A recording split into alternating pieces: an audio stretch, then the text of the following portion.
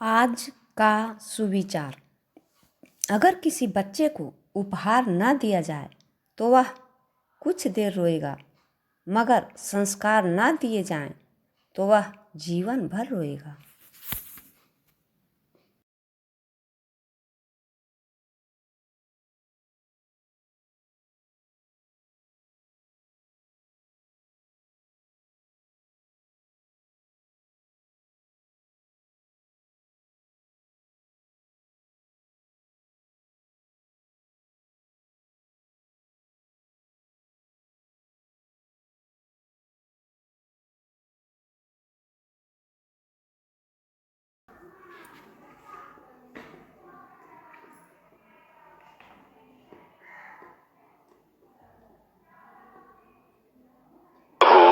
राम देव भगवान अल्लाह खुदा ईश आदि नाम एक ही शक्ति के हैं।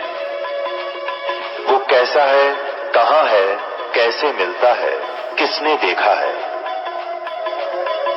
ये प्रश्नवाचक चिन्ह पूर्ण रूप से हटाने के लिए अवश्य सुनिए जगत गुरु तत्वदर्शी संत रामपाल जी महाराज के अमृत वचन, सर्व पवित्र धर्मों के पवित्र शास्त्रों के आधार पर। आत्माओं, आप सच्चे दिल से लग जाओ एक बार।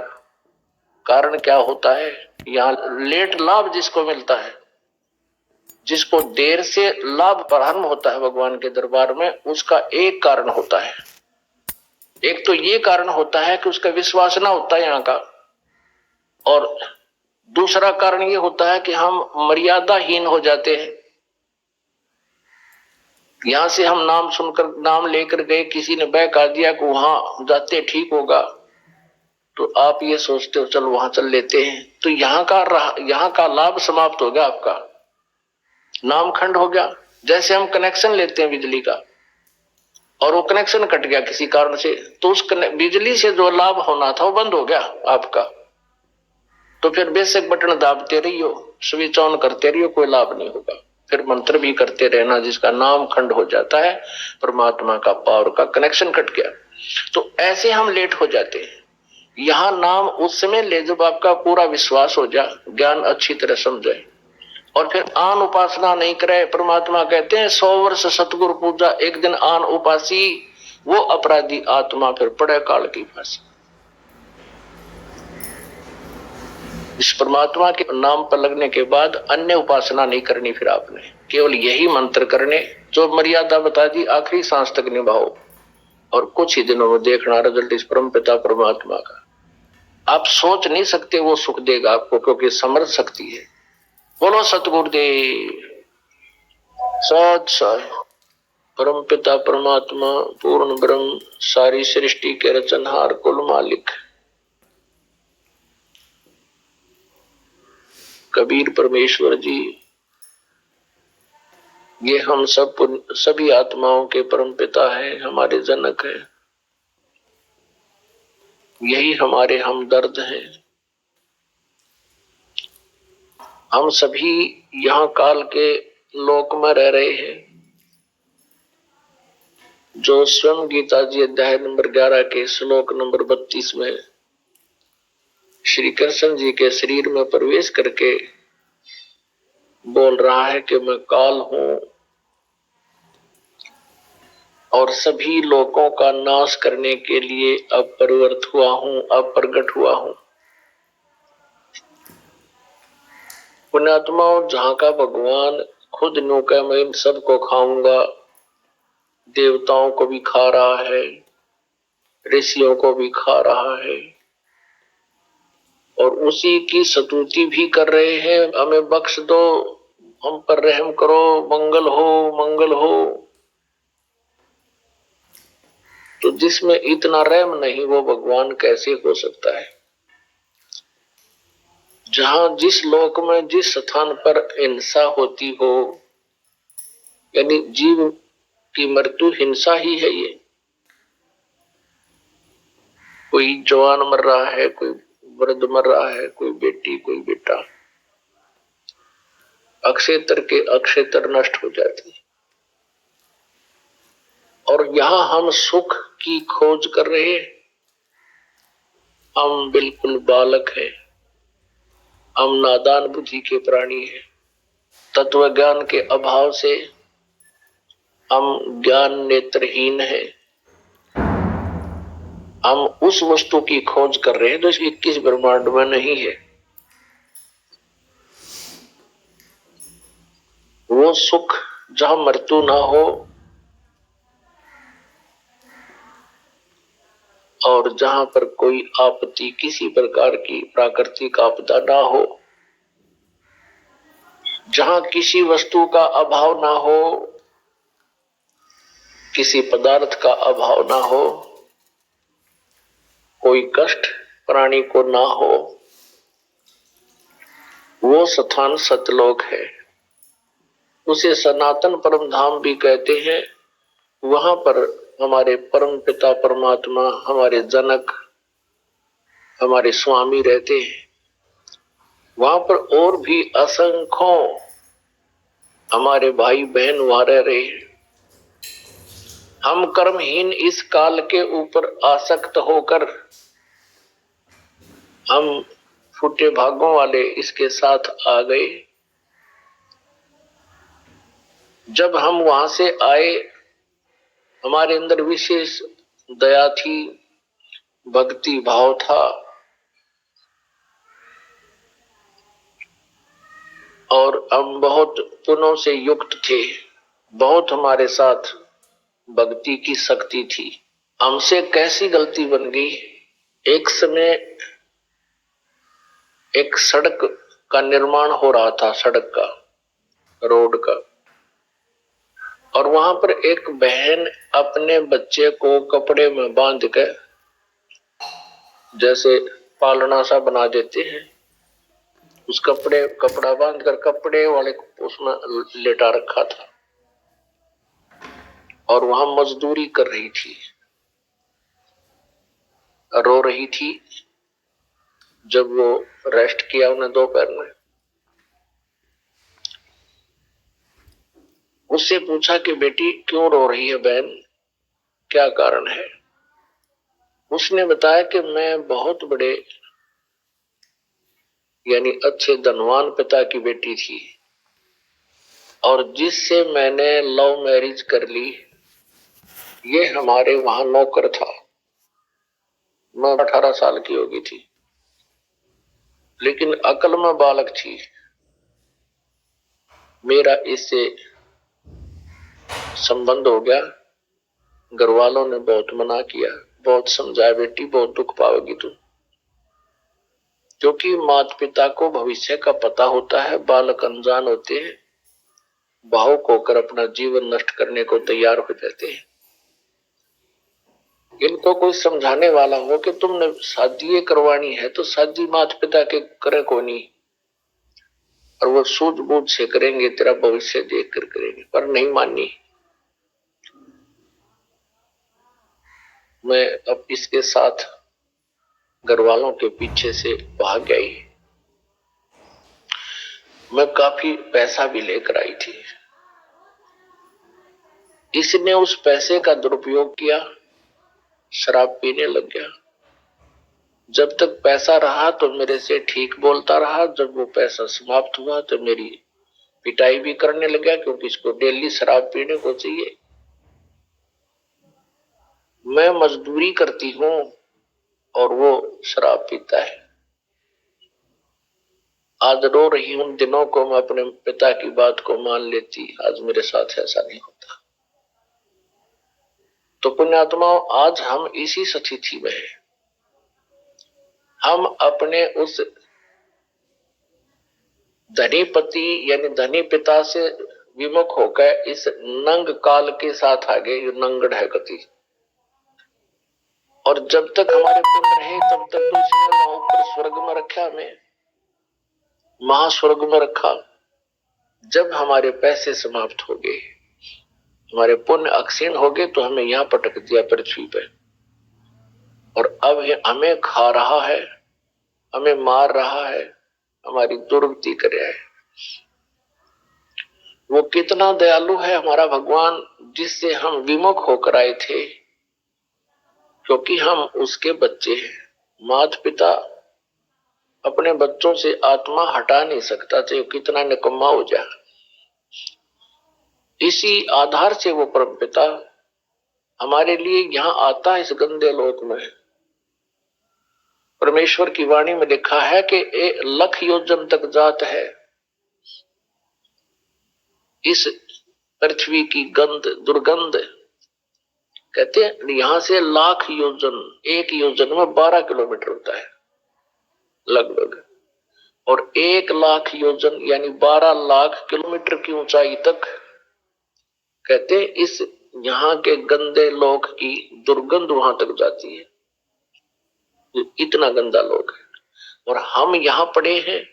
इसलिए वो परमपिता अपने उस अनमोल स्थान को छोड़कर हमारे पीछे पीछे भटक रहे हैं। और यहाँ काल ने हमारे को यहाँ गुमराह कर रखा है, हमारे ऊपर नशा कर दिया। जैसे इसके 3 पुत्र हैं काल के, रजगुण ब्रह्मा जी, सतगुण विष्णु, तमगुण शिव जी। इन तीनों को एक एक गुण युक्त कर रखा है। अब इन ब्रह्मा विष्णु महेश का भी कोई दोष नहीं, क्योंकि जैसे मिर्च का गुण जैसा है उसके अंदर से वैसा ही उसका प्रभाव दूसरे पर पड़ेगा। जैसे ये भगवान रहते हैं अपने लोकों में, ऊपर विष्णु लोक में विष्णु जी, शिव लोक में शिव जी और ब्रह्मा लोक में ब्रह्मा जी। लेकिन इनसे निकल रही जो तरंगे हैं, इनसे निकल रही जो रेंज है, उनके एक एक गुण की हम इस पृथ्वी पर बैठे प्राणियों को प्रभावित कर रही है। जैसे कोई छौंक लगता है सब्जी में मिर्चों का, तो साकार वस्तु रसोई में होती है, उसका निराकार प्रभाव दूसरे कमरों में बैठे हुए व्यक्तियों को भी प्रभावित करता है और उनको छींक आने लग जाती है, तो उनके बस की नहीं उन छींकों को रोक सके। ऐसे ही आज हमारी स्थिति है। हम यहाँ काल के लोक में ऐसे इन 3 इंजेक्शनों के कारण, तीनों गुणों के दबाव से हम ऐसे मूर्छित हैं। आंखें भले हमारी खुली है लेकिन हम अपने भगवान को पहचान नहीं पाते, जिस कारण से हम कष्ट पे कष्ट उठा रहे हैं। वो परमात्मा स्वयं आते हैं और हमारे एंटीबायोटिक टेबलेट देते हैं, ये सत्संग रूपी इंजेक्शन लगाते हैं, तब हमारे को कुछ होश आता है। फिर हमें तड़फ बढ़ती है उस परमात्मा के पाने की और उस सुख सागर स्थान पर जाने की, जहां जरा और मरण नहीं है, जहां पर जाने के पश्चात प्राणी फिर लौटकर संसार में नहीं आता है। हमारी इतनी वृत्ति खराब होगी, हम इतने रंग गए इस गंदे लोक में। एक दिन ये दास एक व्यक्ति को समझा रहा था सतलोक की महिमा और यहाँ का जो दुख। 2 घंटे सुनता रहा, जेंटलमैन दिखा था, एजुकेटेड आदमी। लेकिन एजुकेशन अलग चीज है, वो तो एक अक्षर ज्ञान है, और अच्छा आदमी है, जेंटलमैन है, वो भी एक अलग इशू है, अच्छी बात है। जब तक तत्व ज्ञान नहीं है, वो जेंटलमैन भी उस वस्तु को कैच नहीं कर सकता। उसको समझा रहा था कि सतलोक में जाने के बाद वह सुख ही सुख है, वहां कोई मृत्यु नहीं होती। सारा कुछ सुनकर कहने लगा, महाराज बात सुन ले, मैं ऐसा व्यक्ति हूं जिस कार्य को करता हूं मैं पक्की धुन से करता हूं और उसमें सफल होकर ही रहता हूं। और मुझे डर इस बात का है कि मैं आपकी बात को मान लूं, आप वाली साधना में कर लूं। पहले तो आज तक यू ऐसा ज्ञान किसी ने हमें बताया नहीं, और मैं साधना करूंगा डट कर। और मुझे डर इस बात का है कि कहीं मैं वहां पहुंच जाऊं अकेला, वहां मुझे कोई भी ना पावे, मेरा जी ना लगे। इसलिए मैं ये साधना करूं नहीं, मैं तो यही रहूंगा। मैंने कहा भैया एक बात बता, यहां आज आप मनुष्य हो, अगला जन्म आपका कुत्ते का बन गया, गधे का बन गया, तो यहाँ के टिंडे लेगा तुम? नो बोला यही ठीक है, यहाँ घूमते फिरते तो दिखे जाएंगे, दिल लगा रहेगा।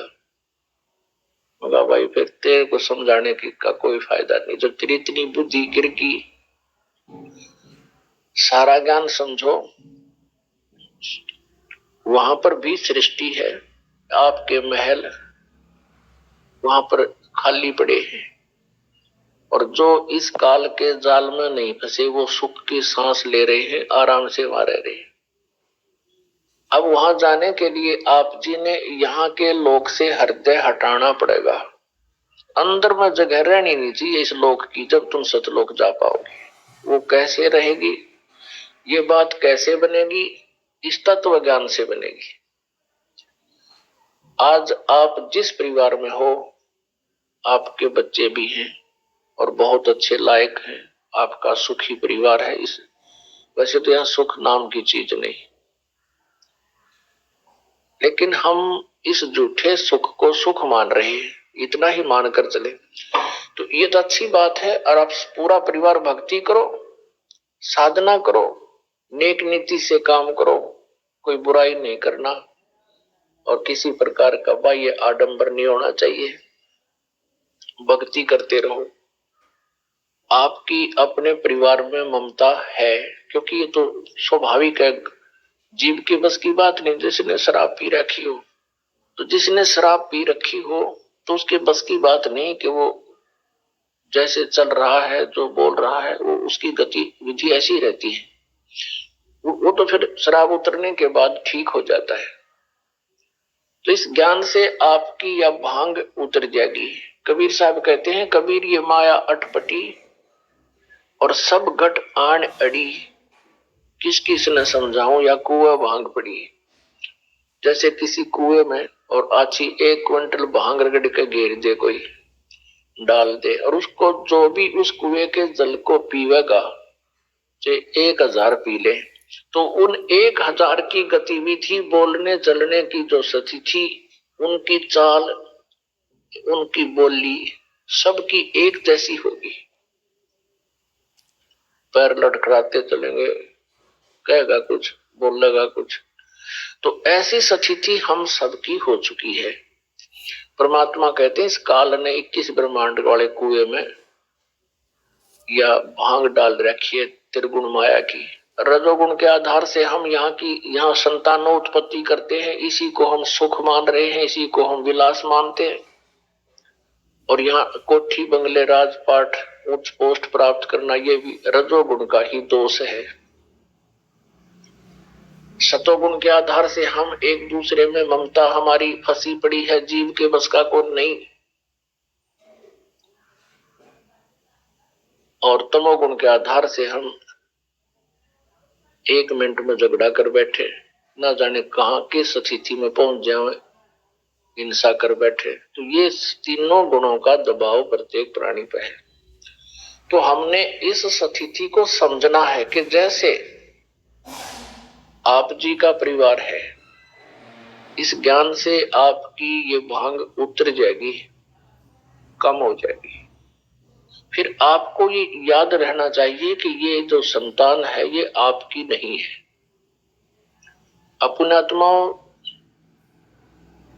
आप सुनते आए हो कि जगत का और भगत का सदा बैर रहा है, क्योंकि उनके विचारों में विरोध रहता है। जगत जो चलता है, जो भक्ति नहीं करता, वो ना ज्ञान सुनता, वो काल के नियमों में रंगा हुआ है।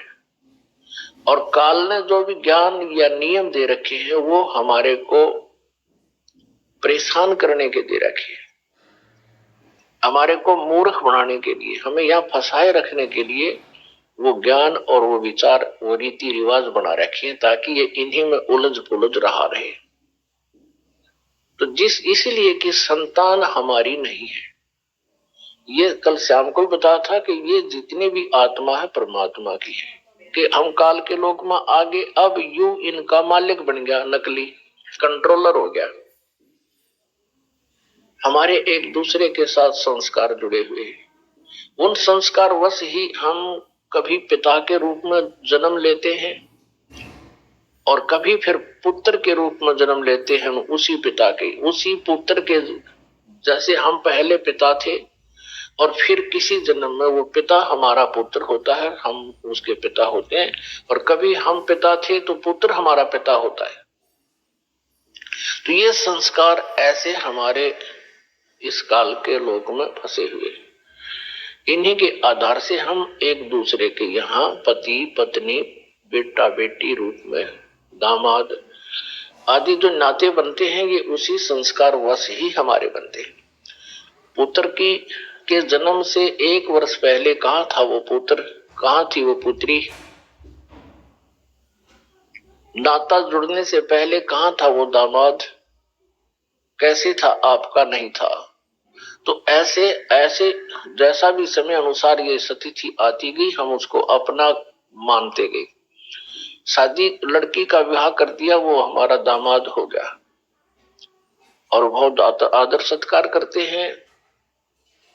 फिर कल न किसी कारणवश वो नाता विच्छेद हो जाता है, तो फिर हम उसको किस संज्ञा से बात करते हैं? एक बहन कहने लगी एक दूसरी बहन से, उसको पता नहीं था वो दूसरे गांव से आई थी। जैसे गांव की लड़की दूसरी गांव में विवाह रखी हो, उसको इतना पता था कि इनकी लड़की का विवाह हो गया, लेकिन उसके विच्छेद का पता नहीं था कि वो तलाक हो चुकी है। और उसका पति उसने देखा शहर में, वो अपने घर आई, उसने अपनी उस गांव की औरत से कहा कि चाची, शहर में आपका दामाद देखा था मैंने। पहले तो वो उसको बेटा बेटा करती थी, फिर कहती है मेरा लगता ना साला। वो तेरा गजब हुई है, पहले तो बेटा था, ये मेरा लगता ना साला। उसने हमारी लड़की छोड़ दी। तो हमारे ऐसे नाते हैं, अस्थायी जोड़ जुगाड़ है। तो ऐसे ही हमारे बेटा और बेटी माता पिता के नाते हैं। तो ये जो नाता हमारा जुड़ गया, इसको निभाएंगे। आइए अब हम उन श्रद्धालुओं के अनुभव जानते हैं जो जगत गुरु तत्वदर्शी संत रामपाल जी महाराज जी से दीक्षा प्राप्त कर चुके हैं तथा उनके द्वारा बताए गए भक्ति मार्ग पर चल रहे हैं। सर नमस्कार। नमस्कार जी। सर क्या नाम है आपका? दर्शन कुमार शर्मा। कृष्ण कुमार जी, कहाँ से हैं आप? मैं हिमाचल प्रदेश के तहसील कसौली के एक गांव चंडी से आया हूँ जी। सर क्या करते हैं? मैं शिक्षा विभाग में राजनीतिक शास्त्र के लेक्चरर के पद पे कार्य कर रहा हूँ। सर संत रामपाल जी महाराज से कब जुड़े? सर मैं 19 अप्रैल 2013 को तत्वदर्शी संत सदगुरु रामपाल जी महाराज से जुड़ा। सर संत रामपाल जी महाराज से नाम दीक्षा लेने से पहले आप क्या भक्ति साधनाएं करते थे? सर हिमाचल प्रदेश में आपको पता है देवों की भूमि माना जाता है, और यहाँ देवी देवताओं की जो हमारे पूर्वज साधनाएं करते थे, वही साधनाएं ट्रेडिशनल तौर पे हम भी करते आए हैं और अभी संत रामपाल जी महाराज से जुड़ने से पहले तक करते रहे। सर आपने संत रामपाल जी महाराज के अलावा अन्य संतों के सत्संग या नाम दीक्षा ली है? दीक्षा तो नहीं ली जी, लेकिन संत रामपाल जी महाराज से दीक्षा लेने से 2 वर्ष पूर्व में जो कुमार स्वामी जी हैं उनके समागमों में जाता था और जो पासवर्ड और जो साधना वो बताते थे उसको करता था, लेकिन मुझे उससे कोई ना तो शारीरिक ना कोई आध्यात्मिक सेटिस्फेक्शन हुई। सर क्या कारण मानते हैं कि किसी संत की शरण में जाने के बाद भी श्रद्धालुओं को लाभ नहीं होता है, और दूसरी तरफ एक संत हैं जो कहते हैं कि मैं शास्त्रों के अनुसार भक्ति बताता हूँ और वहाँ पर जाने के बाद लोगों को लाभ होता है? सर आप लोग क्या भिन्नता पाते हैं कुमार स्वामी जी या अन्य संतों व संत रामपाल जी महाराज के बीच में?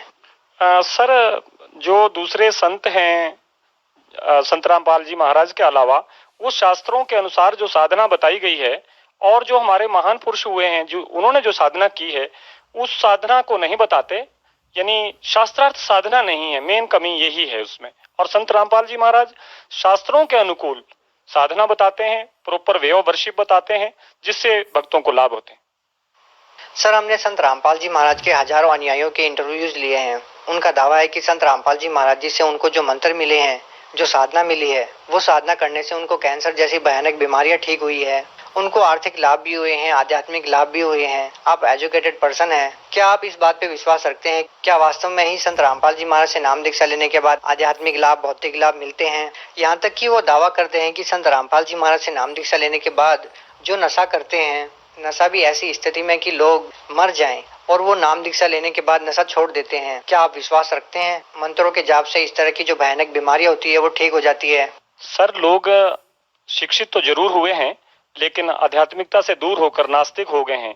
इसका कारण मैं ये मानता हूँ कि जितने भी अभी तक धर्म गुरु रहे हैं, उन्होंने जो सद्भक्ति उन लोगों को दी, उसमें त्रुटियां रही, उसमें प्रॉपर वे ऑफ वर्शिप नहीं रहा है, जिस कारण उन लोगों को लाभ नहीं हुए। मैं अपनी बात कह रहा हूँ, मैं अपना दावा करता हूँ कि मैंने जब से संत रामपाल जी महाराज से नाम लिया है, मुझे तो शारीरिक, मानसिक और आध्यात्मिक बहुत सारे लाभ हुए हैं। सर, आपका मानना है कि मंत्रों के जाप से लाभ होते हैं, और आप दावा कर रहे हैं कि संत रामपाल जी महाराज से नाम दीक्षा लेने के बाद आपको लाभ हुए हैं। तो सर, हम यदि शारीरिक लाभ की बात करें तो आपको संत रामपाल जी महाराज से नाम दीक्षा लेने के बाद क्या लाभ मिले? सर, मैं अगर लंबी बात बताऊं तब तो 2003 से बहुत लंबा हो जाएगा, लेकिन मैं आपको 2012 की बात बताता हूं। जिला सोलन हिमाचल प्रदेश में है, वहां के मैक्सिमम टीचर्स ये जानते हैं कि जो मेरी आवाज है वो आवाज ही चले गई थी। मैं बोल भी नहीं पाता था, और आप जानते हैं जैसा मेरा जो विषय है वो लेक्चर देने का है, 1-1 घंटा लगातार लेक्चर देना होता है।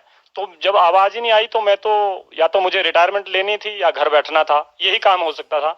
लेकिन मेन टाइम में मुझे सदगुरु रामपाल जी से सद्भक्ति मिली, और मैं उन मंत्रों के जाप से और जो मुझे सद्भक्ति मिली, उससे मेरी आवाज आज जो आप सुन रहे हैं यहाँ मीडिया वाले, ये उसी का ही परिणाम है।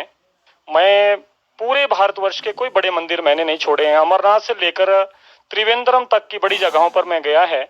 उसका मैं कारण बताता हूँ आपको। एक बड़ा पाठ करवा के, रुद्र का एक बड़ा पाठ करवा के 2006 में मेरे एक बेटा हुआ, और वो बेटा ऐसा हुआ, उसके ओम की स्टैंप थी राइट साइड में, बैक में।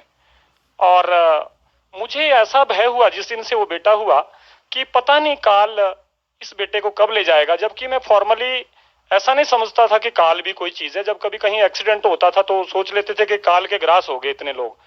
तो मैं बहुत जगह गया। उसके बाद कुमार स्वामी जी के पास में लास्ट में 2 साल जुड़ा रहा। वहां भी जो साधना उन्होंने बताई वो साधना करी, लेकिन मेरा वो भय नहीं गया। उसके बाद लास्ट में एक हमारे जिला सोलन में ही कसौली तहसील में एक हनुमान जी का मंदिर है, वहां मैंने दिवाली के टाइम 3 दिन का पाठ करवाया। तो जब मैं 2-3 किलोमीटर के दायरे में रहा, तब वो भय मेरा कुछ घंटों के लिए समाप्त हुआ। जैसे ही मैंने वो परिधि पार करी, वो भय फिर से मेरे हृदय में समाने लगा, और मैंने प्रार्थना करी कि परमात्मा अगर कहीं है तो मुझे अब कम से कम किसी सद्भक्ति में लगा देना, ये मेरा अंतिम पड़ाव है। मालिक की रजा हुई। उन्हीं दिनों मेरे जो सतलोकवासी मेरे पिताजी हैं, वो रामपाल जी महाराज का 3-3 घंटे उस समय सत्संग आया करता था, उसे सुनते थे। और वो मुझे कहते थे, कोई एक संत बड़ी खरी खरी बातें किताबों से पढ़ के और वैसे बताते हैं, तो तू भी सुन। मैं घर में छुट्टी में 1 आधे दिन के लिए आता था, तो फिर मैंने कहा पिताजी ठीक है, कोई बता रहा है संत, ठीक बात है। लेकिन पिताजी ने मुझे प्रेशर डाला कि भाई ऐसा है, मुझे तो अब दीक्षा लेनी है। मैंने पूरे 76 साल की उम्र में किसी को गुरु नहीं बनाया, क्योंकि मैं मानता हूँ कि पानी पीजिए छान कर, गुरु कीजिए जानकर। मुझे ये संत पसंद आए, और मुझे तू कब हिसार ले चलेगा, मैं एड्रेस पूरा पता करता हूँ और वहां जाना है।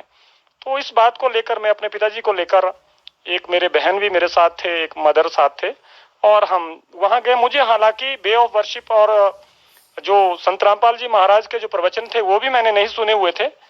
जैसे मैं आश्रम में पहुंचा तो मुझे ऐसा लगा कि यहाँ तो मैं सदियों से आ रहा हूँ, लेकिन पता नहीं कहाँ मैं भटका हुआ था इतने दिनों से।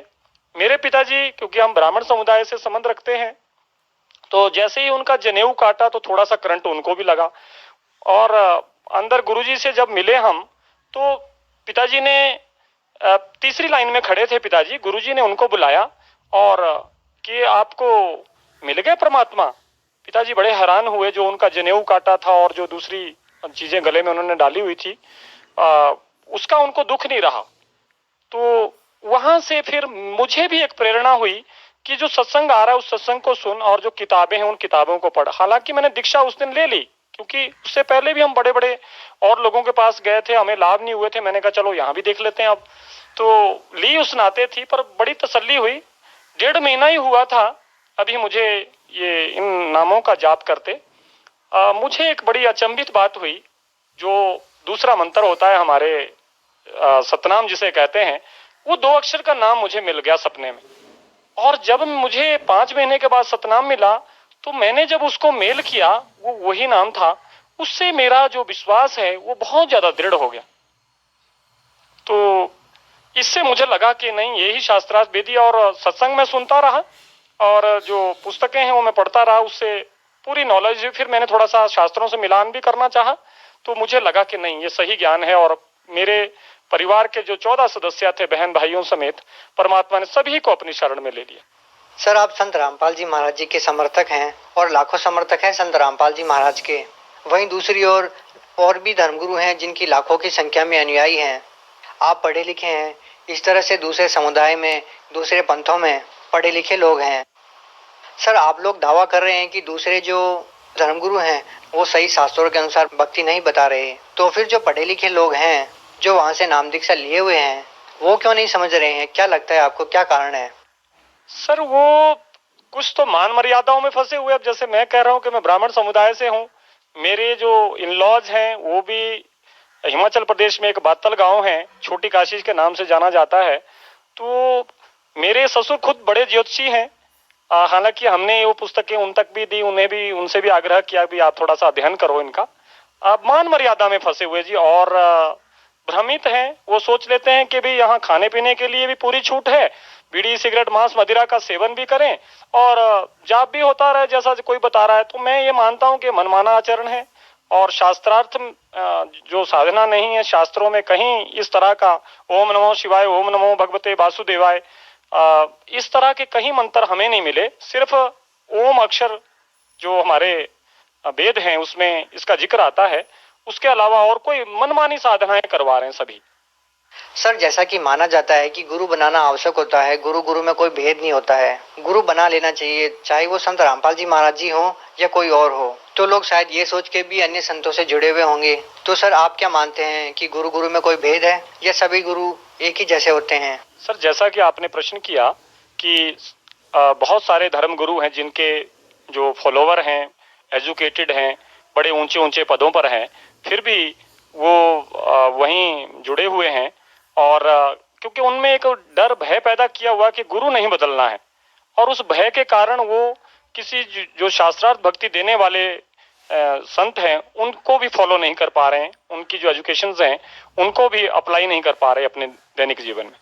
सर, और कोई ऐसी बात जो आप हमारे दर्शकों को संत रामपाल जी महाराज के बारे में बताना चाहते हैं?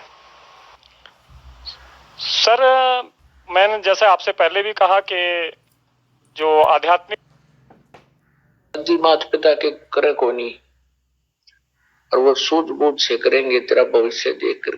जो पढ़े लिखे लोग हैं जो वहां से नाम दीक्षा लिए हुए हैं वो क्यों नहीं समझ रहे हैं? क्या लगता है आपको, क्या कारण है? सर, वो कुछ तो मान मर्यादाओं में फंसे हुए। अब जैसे मैं कह रहा हूँ कि मैं ब्राह्मण समुदाय से हूँ, मेरे जो इन-लॉज हैं वो भी हिमाचल प्रदेश में एक बातल गांव है, छोटी काशी के नाम से जाना जाता है। तो मेरे ससुर खुद बड़े ज्योतिषी हैं। हालांकि हमने वो पुस्तकें उन तक भी दी, उन्हें भी, उनसे भी आग्रह किया भी आप थोड़ा सा अध्ययन करो इनका। आप मान मर्यादा में फंसे हुए जी, और भ्रमित हैं। वो सोच लेते हैं कि भाई यहाँ खाने पीने के लिए भी पूरी छूट है, बीड़ी सिगरेट मांस मदिरा का सेवन भी करें और जाप भी होता रहे जैसा कोई बता रहा है। तो मैं ये मानता हूँ कि मनमाना आचरण है और शास्त्रार्थ जो साधना नहीं है। शास्त्रों में कहीं इस तरह का ओम नमो शिवाय, ओम नमो भगवते वासुदेवाय, इस तरह के कहीं मंत्र हमें नहीं मिले। सिर्फ ओम अक्षर जो हमारे वेद हैं उसमें इसका जिक्र आता है, उसके अलावा और कोई मनमानी साधनाएं करवा रहे हैं सभी। सर, जैसा कि माना जाता है कि गुरु बनाना आवश्यक होता है, गुरु गुरु में कोई भेद नहीं होता है, गुरु बना लेना चाहिए, चाहे वो संत रामपाल जी महाराज जी हो या कोई और हो। तो लोग शायद ये सोच के भी अन्य संतों से जुड़े हुए होंगे। तो सर, आप क्या मानते हैं कि गुरु गुरु में कोई भेद है या सभी गुरु एक ही जैसे होते हैं? सर, जैसा कि आपने प्रश्न किया कि बहुत सारे धर्म गुरु हैं जिनके जो फॉलोवर हैं, एजुकेटेड हैं, बड़े ऊंचे ऊंचे पदों पर हैं, फिर भी वो वहीं जुड़े हुए हैं।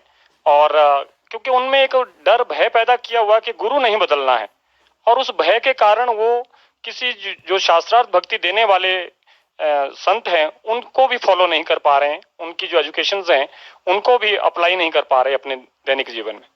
सर, और कोई ऐसी बात जो आप हमारे दर्शकों को संत रामपाल जी महाराज के बारे में बताना चाहते हैं?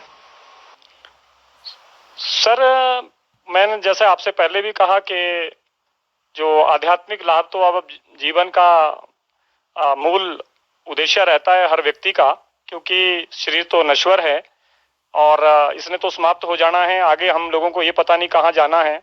हमें जो वे ऑफ वर्शिप है वो मिल गई है और हम इससे पूरे सेटिस्फाइड हैं। जी, बहुत बहुत धन्यवाद। धन्यवाद जी।